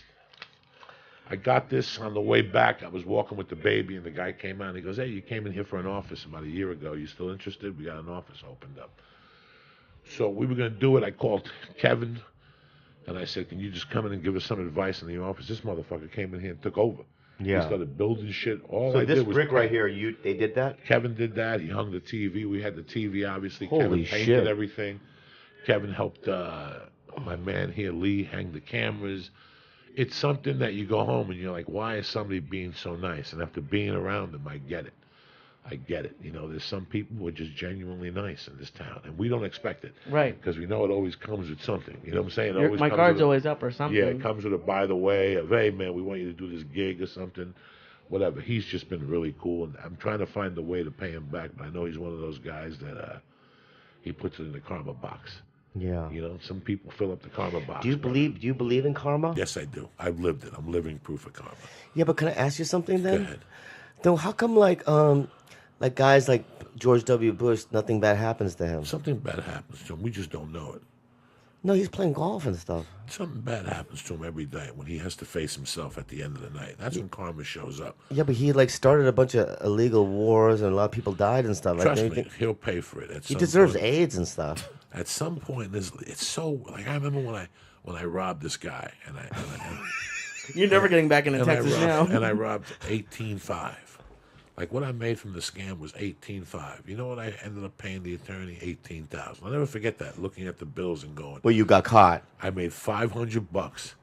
Like this is God sending me a bill. Like I made God making me realize that I made $500 for 2 years of my life. Because I know you've beaten a man with a pipe before. No, I didn't beat nobody with no pipe. You've never beaten anybody with a pipe before. No. Yeah, I think you have. No. Yeah. No. You told me one time that you beat a man with a pipe. I must have smacked him with a 2x4 or something. Not a pipe. That's a big. You difference. never like beaten a guy to almost death with a pipe before? No. Yes, you have. No, I haven't. You got the wrong guy. Yeah, you're the wrong guy? Yeah. You've never violently attacked anybody before? Not with a pipe. No, with what? I got into fights. Some guy jumped me and he had a 2x4 and I took it from him, hit him with it one time. Yeah. I hit a guy with a Heineken bottle when I was 18. He was a man, though. Yeah. He was a fucking man, you know. He was a Yeah. real fucking man. He had another friend who was a man and we were scared. But you've never taken a pipe out of your car and beaten a man with it. I remember taking a pipe out. Like, remember down in La Jolla when those guys were looking for me and I threw the fucking cue ball at the car? Oh, yeah. Do you remember? Like, I know how to get you rattled. Nobody could rattle you like me. I'll rattle your cage. Were you there that night where Joe Rogan, we went to the strip club? No. Oh, because Joe Rogan didn't talk to me for years after that. Because he was headlining, and then we went to a strip club. I thought you were there, and then there was these gang members with tattoos on their faces. I didn't know any better. I was young, and Joe goes, "Let's get out of here." And we were with other comics. I thought you were there, and I go, "No, don't be a pussy," right? Because they were like eyeing us and stuff. And then years later, I had to apologize to Joe. I go, "I know we almost died. I'm sorry." All right, I feel funny. I got to get out of here, man. Why? What's I feel dizzy or something, man. No, you're not. I'm fine? Yeah. Have some water, Mike. It was just some- hot Yeah, I in here. drank it and nothing happened. Have some Red Bull. Nothing happened after the day. Have some Red Bull and some water. How's that? What I earlier I said that I sucked a guy's dick. Did I say that? Yes, you did. Okay. That's okay. Nothing wrong with that. I feel like it's been weird ever since then. No. No, which was Listen, I don't fucking worse, judge the nobody dick for or that. asshole? What asshole? Like when you're just licking a girl's asshole. The dick for sure. I'm not gay, dude. Yeah, but I was thinking about it the other day. Have you ever sucked a dick? No. You've never. Nope. Not even once. No. You ever think about it?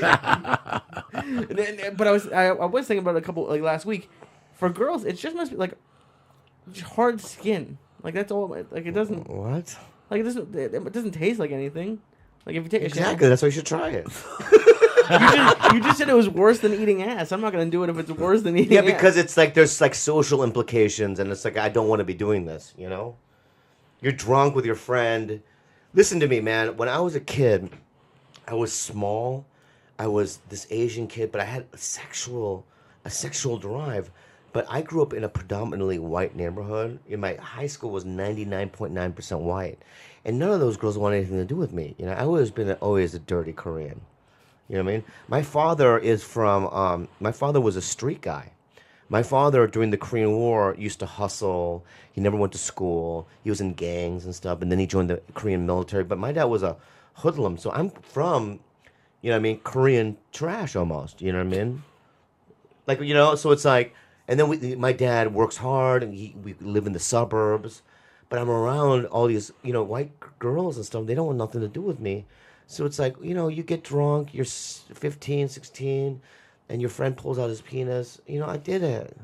I made a mistake. No, you're very sexual. I'm highly sexual. And I used to go to those, like, F Street in San Diego. We had those F Street bookstores, and they used to have those masturbation booths. You remember those? You sneak in, you go in the back, and the floor's sticky. It makes a sound. And are they people having live sex or? No, it's you a would movie? close the door. You close the door, and then you put, you know what I mean, dollar bills or quarters in, right? Or F Street had these tokens. You had to go to the front, Right, you get know, the give them tokens. $40, and then they give you tokens, and you put the tokens, and then there's a button. There's two buttons, like, you know what I mean, changing channels, and they were always like the puddle of cum, you know? So you have to stick your fingers in puddle of cum. Was this before the internet, or why would you go there? Yeah, this is in late 80s, right? Jesus, so people was that no? But they had VCRs by then, right? Yeah, but I went to the. Yeah, one, but I was a kid. He was a kid. I was so that's the 19. I'm not whole- going to go home to my parents' Jesus, house. Yeah. What I had when I was a kid was you go in, and there was a bed in the middle. Where? 816. That was his number. Yeah. There was a bed in the middle, and there was a guy fucking like this fat chick. And then there'd Live? Be, live. Then there'd be windows all around on 42nd Street. Same thing. You walked in, you locked the door, you put token in, the window would slide up. Yeah. And then there was the ones that had the plexiglass that you just watched, and people would fucking. You could look around and see the guys jerking off, like heads banging. It's fucking creepy, man. What, did you ever jerk off in those? Oh fuck yeah! When I was 15, you have Yeah, to. you have to, You yeah, don't yeah. know. You don't know.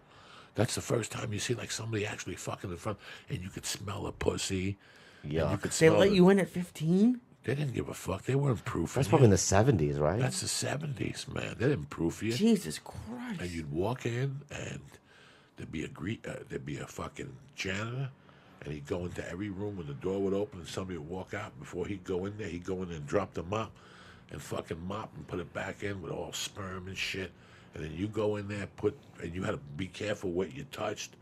And they'd have sex in front of you. I think I did it twice, guys. You know, just being young and stupid. But then there was times I was in the city, and I'd just go in there just to see what was going on. Just to see the desperation. Like, I would walk by there at 9 in the morning and see 20 people, like Hasidic Jews, walking out and going, Really? why are you fucking, you know, they walk out real fast, Hasids. And, you know, these are people that, it's weird when people let their religious beliefs suppress their sexual. That's why all these fucking politicians, when somebody tells me they're a Christian, all of a sudden I see them in the bedroom fucking their wife in the ass and smacking them because they're really horny fucking devils. It's really weird. Like, I was really horny when I was a kid. And then once I realized I couldn't get pussy like the rest of my friends, I let that emotion go in a way. And I got That's lucky exactly from time to time. that's exactly what I went through. Yeah. And I would say, you know what? Instead of going after women, I'll just masturbate. I'll just Yeah. go home and masturbate, and that'll be the easy thing. I don't have to talk to them or nothing. But then, like in '87, the cocaine turned me. Like once, right before I got locked up, cocaine flipped on me, and I got really sexual with the coke. Like I could go all night and put coke in their feet. But you got girls then. Yeah. I would You started always getting have a girls, girl. yeah. I would always have a girl with coke, and you eat that pussy with coke. Would rocks. it bum you out that it was only when you had coke? Because I went through a thing where I only hooked up with girls when we were drinking, and it used to bum me out. I'm like, fuck, they have to be drunk. In those days, I didn't care. I didn't care how I got pussy because I had been suppressed for so long. Yeah. I wasn't like the rest of my friends. My friends would come to me and say, I got pussy last week down the shore. For me, I'd get a victim once a month growing up or once every 6 months, but I really never had a girlfriend. And I didn't have the sexual escapades my friends were having at 21 and 22.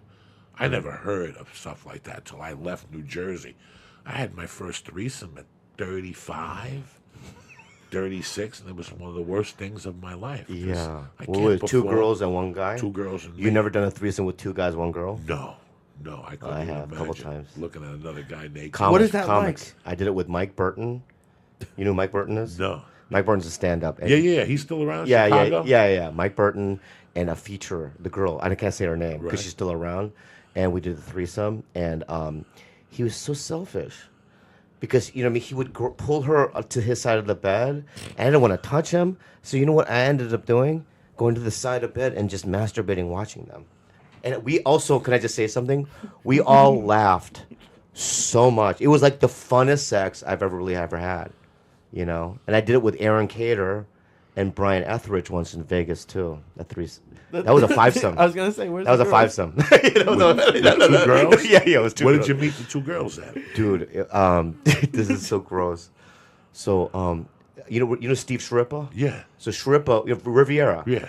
So he calls me and he goes, hey, because Dice used to call me Ching, right? so Steve Shrippa used to call me Ching, right? As just Ching. That's what they used to say, not racial, but I know it was racial. So you go, hey Ching. I go, hey, we're doing this midnight dirty show. I want you to headline. I'd never headlined before. So Brian Etheridge and Aaron Cater were open micers at the time. They go, we'll drive you. You know what I mean? We'd love to see that, right? So they drove me out there. So we're on Las Vegas Boulevard. These 2 sisters drive by, right? And Brian Etheridge is driving, and the 2 sisters roll down the window. They go, you're cute. Not to Brian, because he's the ugliest white dude I've ever seen. Or me. They were saying it to Cater. Cater's a fucking cute Cater's boy. good-looking Yeah, dude. good-looking kid, right? Cater runs out of the car, jumps in this fucking truck. They drive out into the sunset, right? And me and Brian are fucking mad, right? So then we get to the Riviera. I go, Brian, you go do your own thing. I have to concentrate, write out my set list or whatever. So then midnight, I'm literally on stage, and I see Brian and Aaron bring in these 2 sisters. One was like a 300-pound white lit girl, and the other one was 80 pounds. But they were sisters, and they were missing teeth. But, you know, at the time, you know, I need, you know. So anyway, after the show, Aaron goes, hey, don't do us.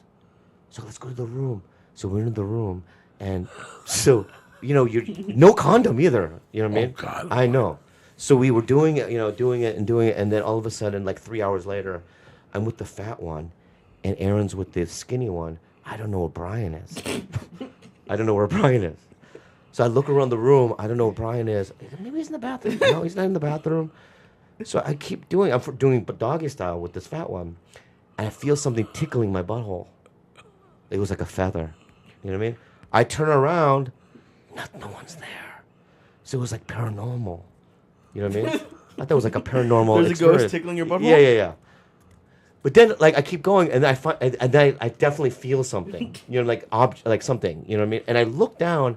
Brian had crawled underneath my body, and he was eating her pussy while I'm having sex with her. Now, let me tell you something. You have to imagine what is on his face now at this point. You know, my little gook juice. He's got gook juice, fat juice, you know what I mean? Mixed together, you know what I mean? Who knows what kind of, is on Why his... not just go for the blowjob? What is he? I don't know, but he goes, she likes it. I don't like it. Because it's like his chin is rubbing against my taint. I don't like it. It's weird, right? I can't get hard. So it gets worse. So I decide to power fuck her. So I go, you know how you do it? Power. Am I going to get in trouble for saying I haven't power fucked nobody in 10 years, trust me. All right. So I go like that, you know what I mean? And, I slipped out, right? So I try to stick it back in, but Brian had moved up, right? And it rubbed against his eye, right? So then we all disband, you know what I mean? Because, like, he screamed, you know what I mean? And I go, why? We got to fight. I go, why are you down there? You know what I mean? He's like, you purposely. I didn't purposely, So then afterwards, we go to breakfast. So I'm taking these two girls out for breakfast. Aaron's there. And we're talking, laughing. I just can't wait to go to sleep. And I look at Brian from across the table. His left eye completely closed with a yellow film. A yellow film had closed it shut, like an adhesive, right? I go, dude, we got to go to the fucking hospital. He goes, no, I'm good. I go, no, you're not good. You can't fucking see out of that eye. It's like infected. It's red. It's like pulsing, which is his fucking fault, right? So then we go to the fucking hospital, right? Now we have no sleep, you know what I mean? It's a disaster, right? And I'm in there with them, you know what I mean? With them, we're like, what are we gonna say, right? He goes, I'll just make something up. So the doctor goes, what happened? And he goes, he skull fucked me. He points at me, he says, I skull fucked him. You kind of did.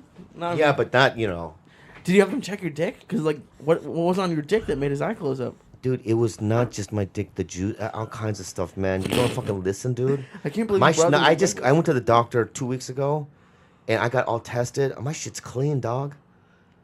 All right? Nothing. I have no diseases.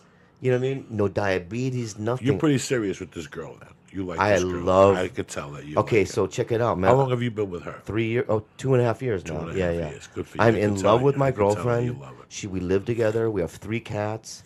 We have a podcast together called Tiger Belly. Okay. And it's doing well. And I just couldn't imagine a better life right now, man. When'd you meet her? Tinder, dude. Dude, I couldn't even believe she 3 years ago. Like 2.5 years ago, she swiped right. We matched. Well, first of all, I had 2 nightmare Tinder before that, One of the girls, all her photos was just of her face, and she looked like Natalie Portman. But then when I picked her up, she had Michael Chiklis's body, like worse than yours. Like it was just a complete circle. But her face was really cute. Really good face. And the other one was a comedian. I don't want to get into that. Wait, are you on Tinder? Were you on Tinder as Bobby Lee? Yeah, that's the best way. You know Stone Street from Modern Family?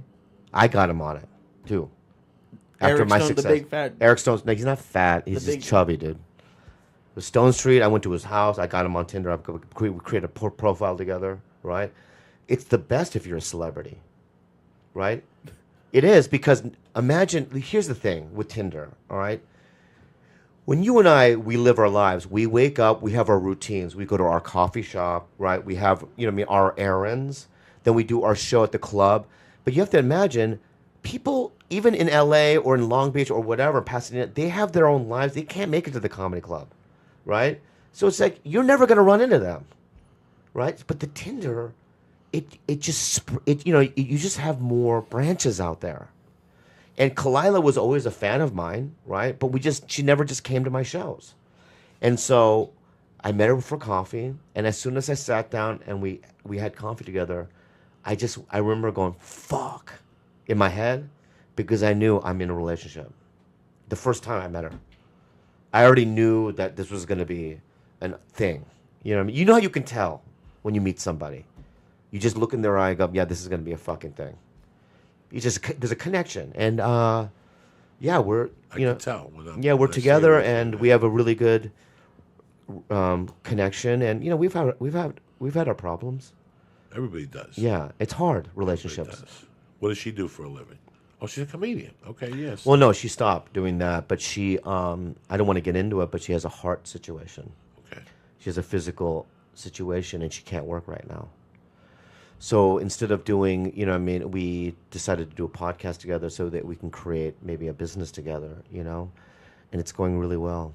So you look good. You look healthy. Thank you. 14 fucking years sobriety. Yeah. Seemed like, how many doors opened for you after you got sober? It took me years, dude.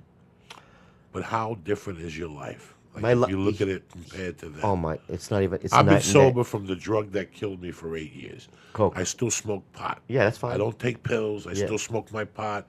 My friend gave me anxiety pills. If I can't sleep after a plane, I'll take one to help me go to bed. I never really drink. I was never really a big drinker. I smoke my pot and that's it.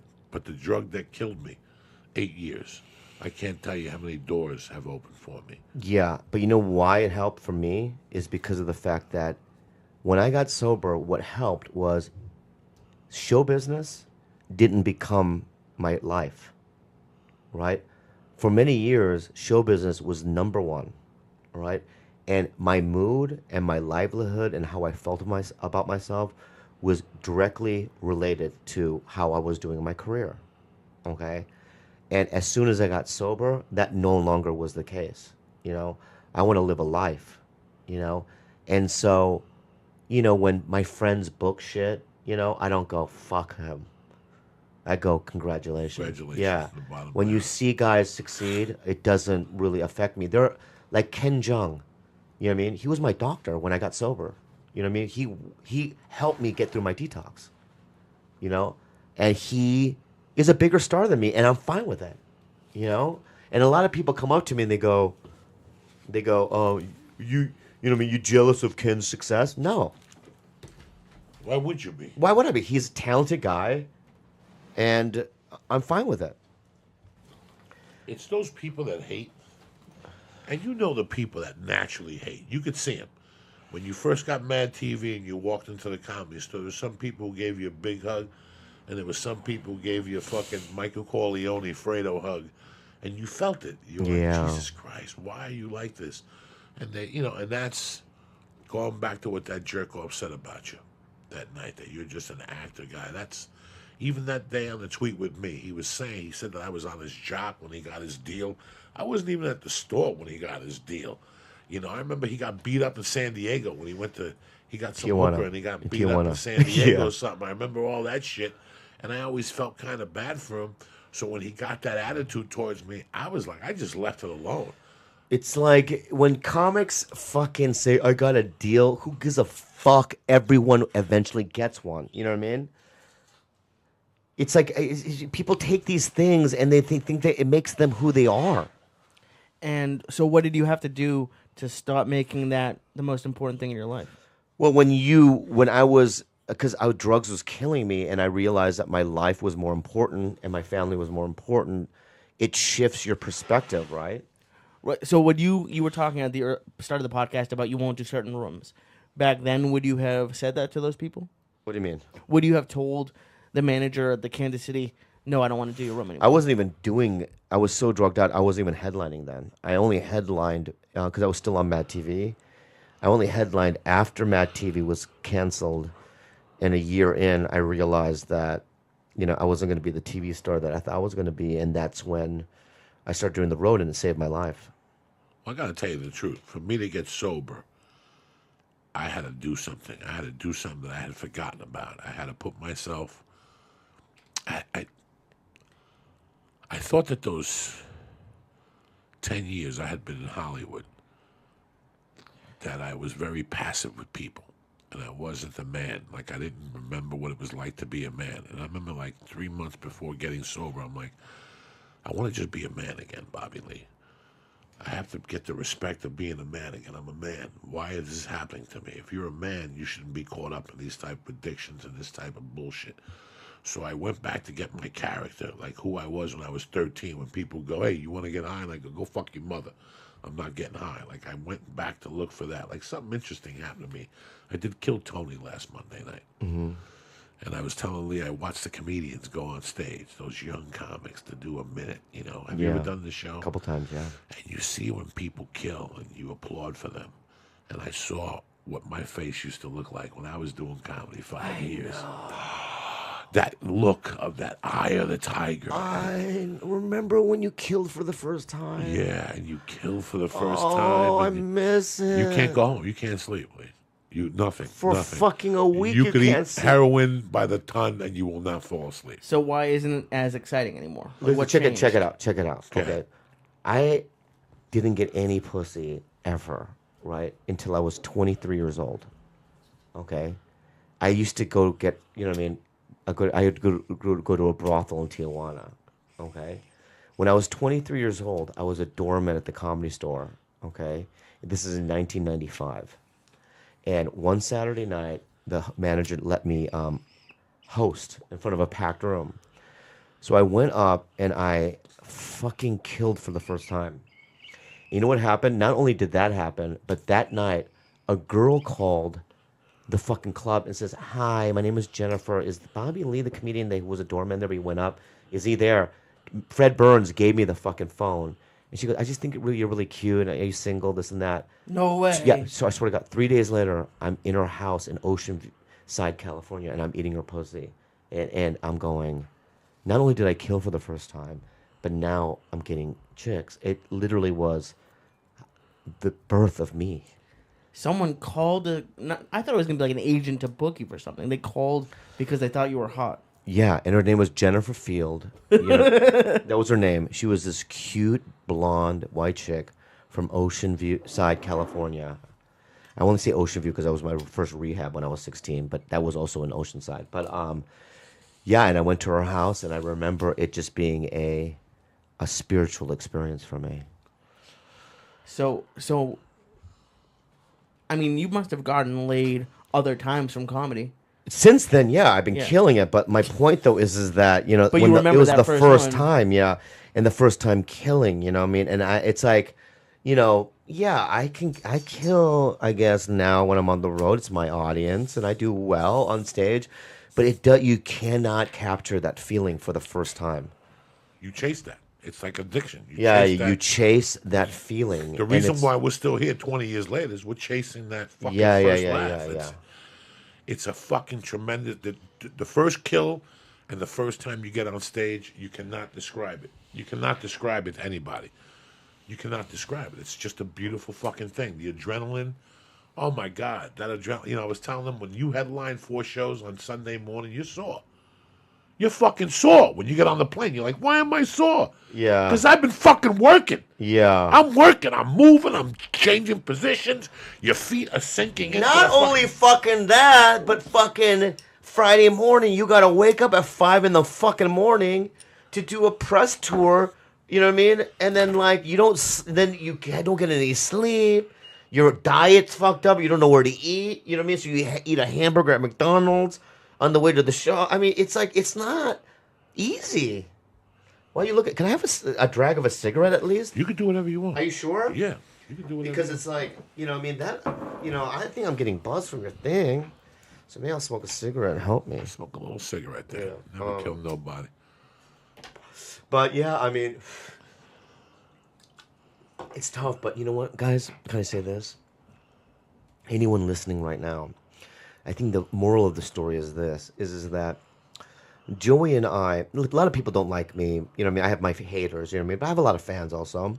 And the reason why I have my girlfriend's beautiful. And the reason why I have all these things is not because I'm unique or special. It's because of the fact that a long time ago, I did a scary thing, which is choose to do stand-up, all right? The first time you go up, it's very scary.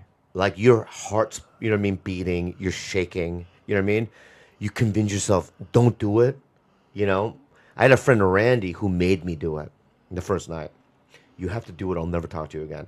I went up there, and it's like literally jumping out of a plane. You know, like your adrenaline. You know what I mean? And I just remember making funny noises on stage because I didn't really have any jokes. So I went up and I went, right? And I did that for 3 minutes because I knew that I'd make Randy laugh, right? And then afterwards, people were like, that was fucking weird, right? And then, like, a month later, I did open mics at the Comedy Store, right? And Paulie saw me go up, and I did the same thing, the noises, right? And then I was just, you know, no jokes, but just acting really weird on stage. And Paulie goes, dude, you're fucking weird, brah. I go, oh, thanks. He goes, I want you to open for me in Vegas. And then, dude, I'm not kidding you. 2 months after that, this is like 3 or 4 months into comedy, I opened for him in front of 5,000 people at the top of the Riv. You know what I mean? But my point is that I fucking did it. I walked through that fear, you know what I mean? And I religiously made myself do something that was that scary. And I just really believe that if you want to have a big life, you have to take big risks. You have to say fuck it and just go for it. You know what I mean? And I know you and I don't appreciate, you know what I mean, that part of ourselves because it's just innate in us and we already did it. You know what I mean? But it is a fucking crazy thing that we chose to even do this in the fucking first place. You know what I mean? And look at what it's got us. I mean, you talk about, you know what I mean, you being on set with Tracy Morgan and Adam Sandler for that movie. You know what I mean? You know, a couple years ago, I was on The Dictator. I did scenes with Sir Ben Kingsley and Ed Norton. You know what I mean? And I'm like sitting on a couch talking to them. You can't believe it when it's happening. And when it's happening, you're like, I was an open Open micer. micer. Why is these guys Yeah, talking? this is great. Like Ben Kingsley's like, hey, when you tell me that line, you know, just slow it down a bit so that I, you know, and really connect. And in my head, I'm like, I can't fucking believe I don't even know what the fuck I'm doing here. Like, what the fuck am I doing here? I've never taken a class. I don't know nothing. It's fucking crazy. It really right? is crazy. And yet, you know, you're in these situations because, not because I'm talented or. But you are talented. I'm not. Like, don't you have? No, it's not. It's not talent. That's not talent. the best thing Conor McGregor has ever said in his life. This is not talent. This is an obsession. That's what it is. This is an obsession. But don't you think that your obsession creates talent? No. Stand up, dude. I never thought I had talent. I don't know what the fuck people are talking about. It's what it is this. It's repetition. All right? When you do something enough, eventually what happens is the fear and the fear of failing goes away because you failed so many times that you inevitably grow a thick skin. You do. So then eventually bombing doesn't destroy you as much. And then eventually you're kind of immune to it. I mean, it hurts a little bit. You hate it. But it doesn't, like when you go home, you're watching CNN and you forget about it, right? But it's like you eventually, it's just repetition and walking through fear. And if you fail enough, you become immune to it. And then when you become immune to it, you're yourself. Yeah, but there's a lot of people who have been doing open mics for 10, 20 years, whatever. I'm not going to say that you're like the Mount Rushmore of comedy, but there has to be some talent involved in it. Here's the thing: is that I will agree this. I will agree with this. I know how comedy is supposed to work. Like when I was a kid, I used to watch George Carlin. You would watch him and go, "Okay, I see." You know what I mean? You laugh and then you kind of think, "Why did I laugh at that?" Because you know you thought he was saying this and then he said that. You know what I mean? So it was a switch or whatever. So you learn, you know, as a kid, you analyze like why a joke works, but it's like, I'm fucking, you know, I'm not talented. I really think, and I've thought this for a while, that, and actually Denzel had a line about this in Gangs of New York, whatever it was, where he said like the loudest person in the room is the weakest one in the room. I think that if you think you're good at something, you're probably not great at it, and if you think you're terrible, like what you think you're terrible at, it's because you have so much pride or so much love for it that it's never going to be good enough, even when it is. I laugh. Every movie, when I get on every movie and I do a take, I giggle inside. Yeah. Like when they're like, all right, are you ready for your scene? And I walk out on set and people come up to me like, Mr. Diaz, Are you okay? I'm like, this poor bastard. You know, like Yeah. these people, I don't even know how I got here. Like, how did I get hired for this shit? If these people knew that 20 years ago I was crawling through a fucking window to steal somebody's blow. If they only fucking knew. Like, I can't Yeah. believe I'm on this fucking set with these nice white people and people with a lint brush taking lint off my shirt and trying to make me look nice. And you're like, why? Yeah, when I was on Why? animal practice, right? I would show up an hour early. Like, how come you're here earlier? Because I can't fucking believe you even want me in this. Yeah, I can't believe you. Why? I don't want to get fired. You know what I mean? You can't believe I it. can't believe it. I'm doing scenes with a monkey. There was like a monkey one time. I had to do a dialogue scene with the monkey, and the camera's on me, but it has the back of the monkey's head, and I'm killing it. Like I'm like, and then they're like, we have to do it again because the monkey's head moved, and I'm like, and they're like, we're so sorry. I go, fuck it. You know what I mean? I'm doing a scene with a monkey. Like this is not supposed to ever happen. They have no idea. I'm supposed to be dead. Like, I don't Yeah. like when I see people who take shit seriously in this business. Yeah. It drives me crazy. What do you mean by taking When it I go seriously? on a set and like I was on a set with this really so-called famous director on a TV show. TV show sucked. And the director was old and he was out of fucking touch. But still in Hollywood, he counted for something. And I get that he was blasting music. Like, it was the loudest music I ever heard on set. In my world, a star does that. You know what I'm saying? Like, Brad Pitt could do that. Like, you know. The director, I go, what's going on? They're like, well, the director is good friends with Bruce Springsteen. So he likes to listen to him loud. Fuck that punk-ass bitch. Yeah. Like, that set was misery for me. Because there was ego, so much ego all the way on the way up. You know what I'm saying? There was so much ego. I did a commercial once where, you could always, if I could tell who the director is by his outfit, Yeah. I don't wanna work on it. So you did a commercial. Who was the director? I don't know what his name was. But he was uncomfortable. Very uncomfortable. And I got into an argument with him, and he never messed with me again throughout the whole production. It wasn't Joe Pitka, was it? No, that's my boy.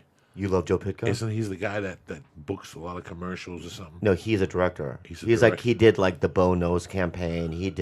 He's supposed to be like the Spielberg of. Joe Pitka directed me in the Taco Bell commercial I did with the dog. Oh, you did? Yeah. Yeah, yeah. And he had a company. Yeah. He put me in 3 commercials, that dude. Yeah, you made a lot of money, right? Yeah, he put I me did in 20 Diet Coke. commercials. You know what he used to say to me? He used to call me pan-faced gook. Joe Pitka. I Yeah. forgot that fucking He name. fucking told a fucking girl that he had hired, you have whore hair. You look like a whore. He was crazy. He was fucking crazy. And he was the only man that I ever worked for where literally I was scared shitless 24/7. Like, I remember, like, I did a commercial for him, and I go, I'll never work for him again. And then, like, 8 years later, I get a call. Joe wants, because this was when I was on Mad TV, he goes, he wants to do another IBM commercial. I go, you know what? I can handle it. Because, I've already done it. You know what I mean? I could get, as soon as I said on this, I literally pee was coming out of my penis. Big guy, right? Yeah, he's tall. He has Tall. white hair. Yeah, big guy. Yeah, big he guy. retired. He was a legend. Like, he was Legend. the best commercial director of all time.